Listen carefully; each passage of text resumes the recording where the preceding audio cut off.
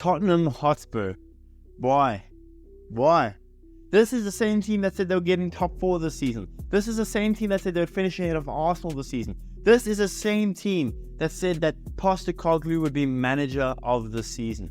This team has lost 4 games in a row, that being a 4-0 loss to Newcastle, a 3-2 loss to arch rivals Arsenal, a 2-0 loss to Chelsea, a team they haven't beaten in 14 years or whatever it is, and now a 4-2 loss to Liverpool. This is that same team. This is that same team, the Haaland for life. Really? This team that got praised for playing that Haaland for life has been exploited, bro. Absolutely exploited. This Tottenham team is an absolute mess. They are in the mud. And there's no other way about it. I'm sorry if you're a Tottenham fan, I actually feel for you. Even as an Arsenal fan, I feel for you. This must be some dark days ahead. I don't know what Tottenham has done, especially towards the end of the season, that has made them so bad. They lost 4-0 to Newcastle. They got absolutely mauled. They got violated against Newcastle. But then they had a 2-week break, 14-day break from that game to the Arsenal game. In that time, Arsenal played, I think it was 4 games. Spurs played 0 games. And what happened? Spurs put out a piss poor effort. They were horrible in the finishing department, and they got beat by a better team in Arsenal. And since then, you thought it couldn't get any worse. Losing to Arsenal at home, it couldn't get any worse. And they go out and they concede again to Nicholas Jackson, and they lose again to their former manager in Mauricio Pochettino. This Tottenham fan base was saying, we don't need Harry Kane. What about now? You need Harry Kane now. It's funny because Spurs' biggest accomplishment this season is the fact that Harry Kane knocked out Arsenal in the Champions League. That seems to be their biggest accomplishment, their biggest pride and joy. Now, of course, I'm an Arsenal fan, so I'm coming at this a little bit hostile. But let me just even myself out a little bit. I actually feel bad for you Spurs fans. Honestly, this is some dark times. 4 losses in a row.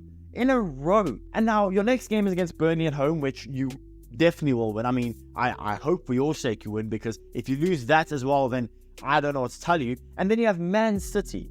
Now, again, against Man City, anything can happen. And as an Arsenal fan, I would love Spurs to do us a solid here, and then I'll make a video actually praising Spurs. But this is phenomenal. This run of 4 losses in a row has come out of nowhere seemingly, and they have just been found out. Every game, whether it be Newcastle, Arsenal, Chelsea, Liverpool, they get found out, they get beat tactically, and it just is a little bit pathetic. Now, the thing is, Spurs fans were saying after the Arsenal game, well, we played really good football, we had the ball, we did it.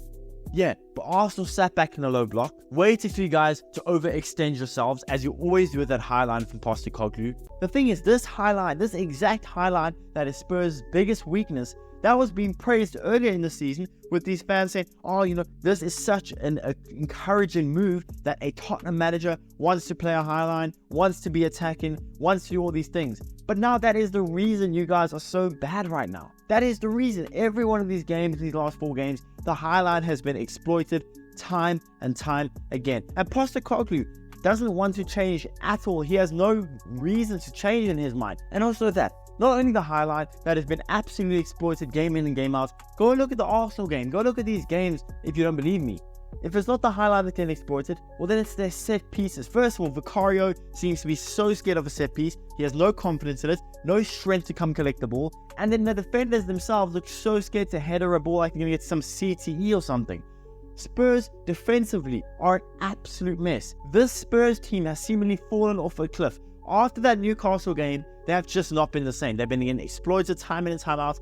And again, I feel sorry for them. Postecoglou must have some brain-dead staff that just don't know how to defend set pieces. He hasn't taught the players how to defend set pieces. And Postecoglou, it's a mistake, correct me if I'm wrong, but he said in a post-match reaction, or was a press conference or whatever it was, he said, no, we don't have to defend set pieces better, we have to defend normal football better, or whatever it is, as in like he has to defend in-play football better rather than set pieces. What? You have to defend in both ways better. You say that, but you still play your high line. When you had 10 men against Chelsea, you lost the game because you played a high line. Everyone actually praised Spurs for it. Everyone said, oh, whatever it is, that shows how good he is, it shows how attacking he is. And here he is getting exploited time and time and time again. You let your old manager, Mauricio Pochettino, take 6 points off you. And that may be the reason you don't get top 4 this season, because Mauricio Pochettino comes back to bite you. Now, Son is pretty much the only player that has been absolutely elite throughout the season. Maddison's been good, but he's been injury prone. Kulusevski's been good, but inconsistent. Van der Ven's even been pretty decent, but again, injured for a large portion of it. Son is pretty much the only reason Spurs are even near the top 4, even sniffing the top half of the table, is because of Son. Without those 17 goals in the Premier League from Son, where would Spurs be? I don't even want to think about it. Basuma was rated by a lot of Spurs fans. Basuma was said to be the best CDM, or one of the best CDMs in the Premier League, better than Partey. But here he is. He is now seen as a box-to-box guy, or a guy that's just going to sit on the bench for you, never going to help you qualify for top 4. Basuma is good, but he's not anywhere near the levels of a high-class CDM. He isn't even a CDM in my eyes. He gets exploited too much in the middle. When Højbjerg starts, when Højbjerg plays for Spurs, don't even get me started on him because he is absolutely a pathetic player right now. Spurs are a mess. They're in the mud. The absolute mud. And it really makes me happy to see as an Arsenal fan, but also I want you guys to beat City. So tighten your act up. I don't know how you're going to do that, but you're going to have to change the way you guys play. Postecoglou can't keep playing this high line. And if you go play the high line against Erling Haaland, against Kevin De Bruyne, against Jack Grealish, if you're going to go play the high line, I know you've already done that this season and you lost 1-0, but if you go do that again, except this time you guys are way out of form, well then that's going to be a 6-7-0 battering. And I hope that's not the case. Spurs are a mess. I don't see it getting better for them for at least the rest of the season. What do they do in the summer? Well, I think Postecoglou should maybe hire some new staff. I don't think you should sack Postecoglou because he's proven he knows what he's doing for the most part with Spurs, but he does need to change his tactics up just a little bit at least. Hire some new staff, get in some better players. You need to get in a world-class holding midfielder, especially with the high line. You have to have a world-class holding midfielder. If you go look at the top 3 teams in the Premier League, right? Look at Liverpool, City, Arsenal. All of them have some really elite holding midfielders because they play such a high line. Arsenal have Partey, Declan Rice. City have the holding midfielder in Rodri.